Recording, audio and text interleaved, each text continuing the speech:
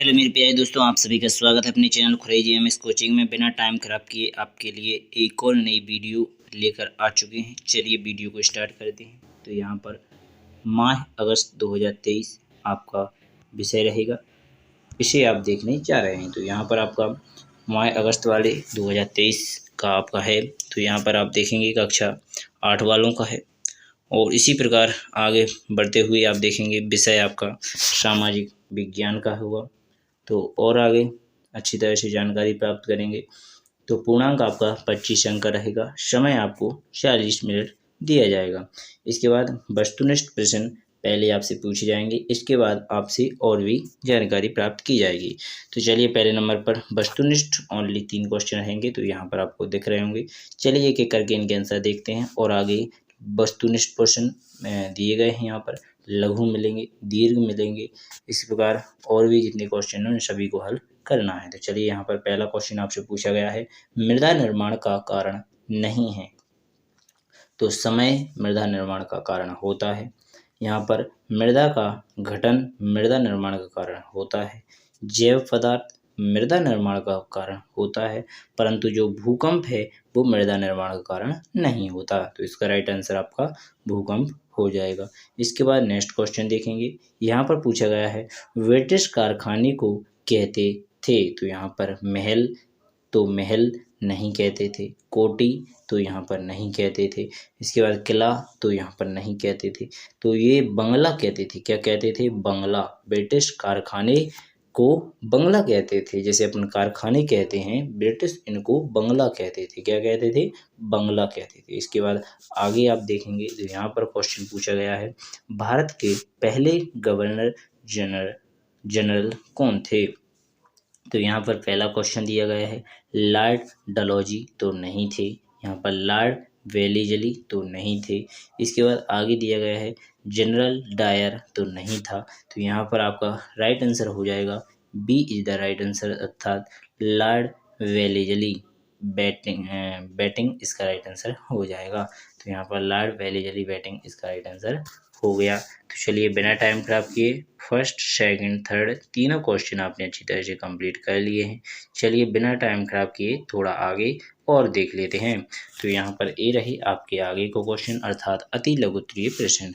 तो यहाँ पर प्रत्येक प्रश्न 2-2 अंक का रहेगा। तो चलिए वीडियो को स्टार्ट करते हैं। तो पहला क्वेश्चन आपसे पूछा गया है, जल संरक्षण के 3 तरीके बताइए, अर्थात जल को रोकने के लिए। ठीक है। इसके बाद नेक्स्ट क्वेश्चन लिया है, केंद्र सरकार किसे कहते हैं। तो आपको केंद्र सरकार किसे कहते हैं आपको यह भी पता होना चाहिए। इसके बाद बता देते हैं, जो भारत की पूरे भारत को चलाती है उसे केंद्र सरकार कहा जाता है। राज्य सरकार सिर्फ एक राज्य को चलाती है। ठीक है।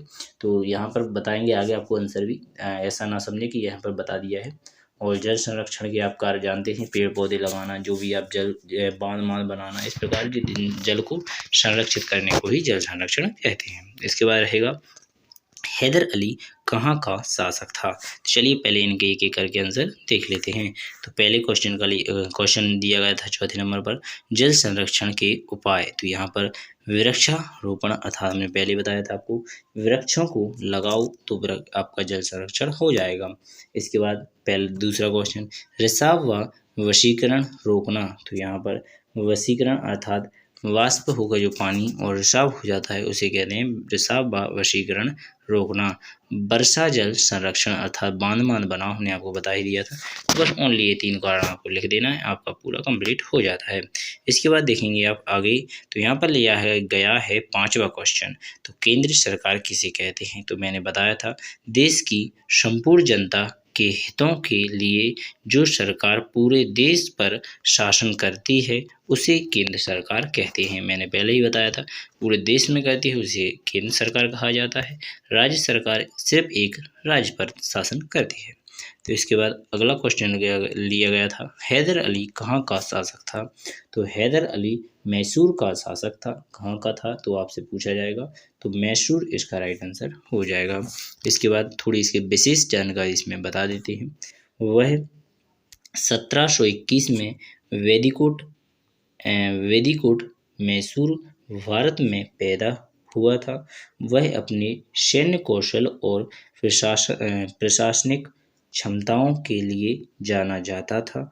उसने मैसूर को एक शक्तिशाली राज्य में बदल दिया और अंग्रेजों के साथ कई युद्धों में लड़ा। वह 1882 में मद्रास के पास सोलीगढ़ में लड़ते हुए मारा गया था। इस प्रकार आपने देख लिया होगा।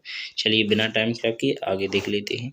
तो यहाँ पर लघु उत्तरीय प्रश्न, तो यहाँ पर 7वां क्वेश्चन और 8वां क्वेश्चन होएगा। तो चलिए देख लेते हैं 7वें क्वेश्चन को। भूमि को महत्वपूर्ण संसाधन क्यों माना जाता है। इसके बाद नेक्स्ट क्वेश्चन, डलहौजी की हड़प नीति पर प्रकाश डालिए। तो यहाँ पर दोनों क्वेश्चनों को एक एक करके देख लेते हैं। प्रत्येक क्वेश्चन यहाँ पर 3 अंक का हो जाएगा। तो चलिए देख लेते हैं भूमि वाला। भूमि को महत्वपूर्ण संसाधनों क्यों माना जाता है, तो इसका आंसर हो जाएगा आपका नीचे। भूमि हमारे लिए कई तरह से उपयोगी है। भूमि पर हम अपने घर बनाते हैं, भूमि पर खेती करते हैं, इससे हमें भोजन मिलता है। भूमि पर ही हम सड़क, रेल, उद्योग आदि बनाते हैं। भूमि से हमें खनिज मिलते हैं, इसलिए भूमि को महत्वपूर्ण संसाधन माना जाता है। तो यहाँ पर आपने अति अति महत्वपूर्ण के साथ विशेष जानकारी प्राप्त कर ली हैं। चलिए आगे देख लेते हैं। क्वेश्चन नंबर 8 पर देखेंगे। यहाँ पर आपसे पूछा गया था, आपको पता है, डलहौजी की हड़प नीति पर प्रकाश डालिए। तो यहाँ पर हड़प नीति को जानते हैं, जिसका पुत्र खुद का ना हो उसे हथिया लेना। तो चलिए इसे पढ़ लेते हैं थोड़ा, ठीक है। तो यहाँ पर दिया गया है, यदि कोई राजा निसंतान मर जाता था तो उसका राज्य कंपनी के अधीन हो जाया करता था।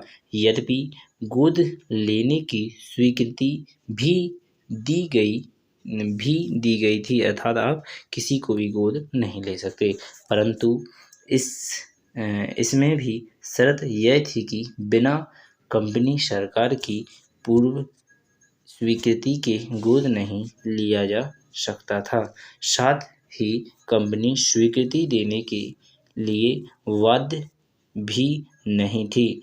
यह अनुमति दे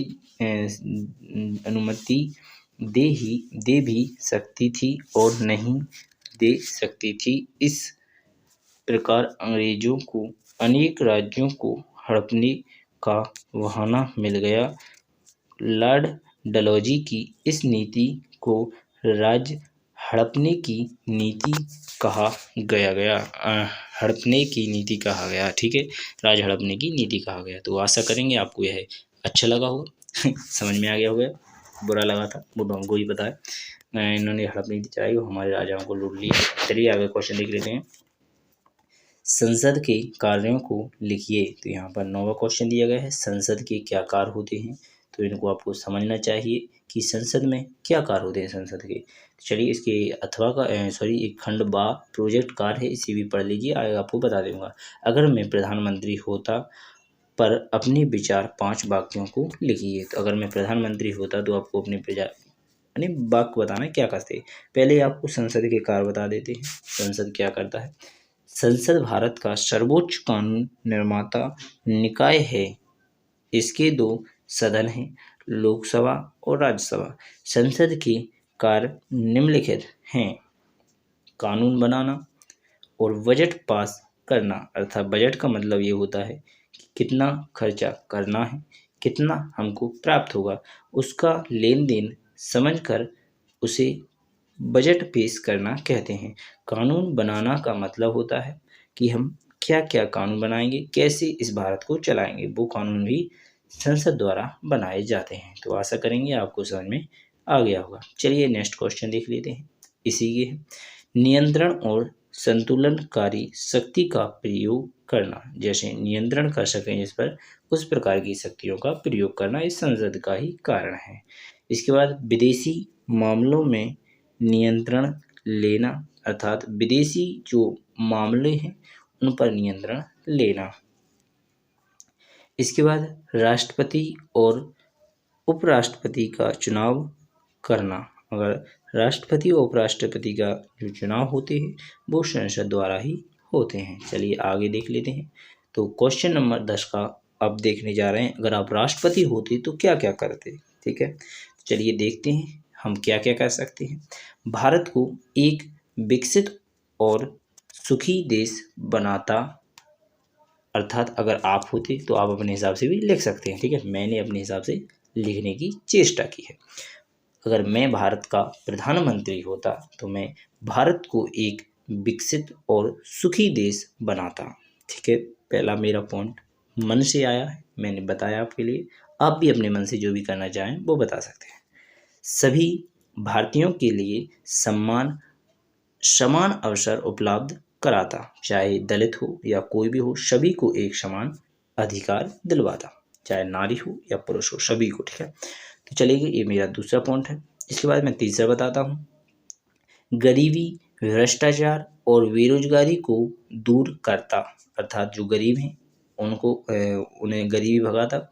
इसके बाद भ्रष्टाचार, जो भ्रष्टाचारी हैं उनको भगाता। बेरोजगारी को अर्थात हर एक को कार्य करने की शिक्षा देता और बेरोजगारी को भगाता। ठीक है, दूर करता।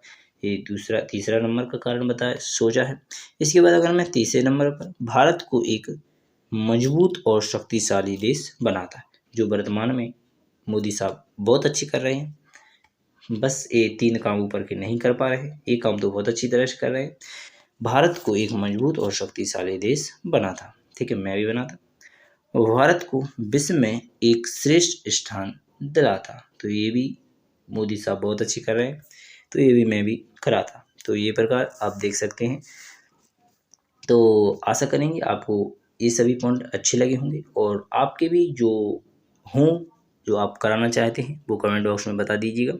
आपसे हम भी संतुष्ट होते हैं या नहीं, वो सबको पता भी चलेगा कि आप राष्ट्रपति प्रधानमंत्री बनकर क्या क्या करना चाहते हैं। तो मैंने तो अपने हिसाब से लिख दिए, आप भी अपने हिसाब से लिख सकते हैं। चलिए बिना टाइम खराब किए वीडियो को यहीं पर विराम देते हैं, और जितने भी पेपर हैं उन सभी का सलूशन भी आपके लिए प्रोवाइड कराते रहेंगे। धन्यवाद। जय हिंद, जय भारत, भारत माता।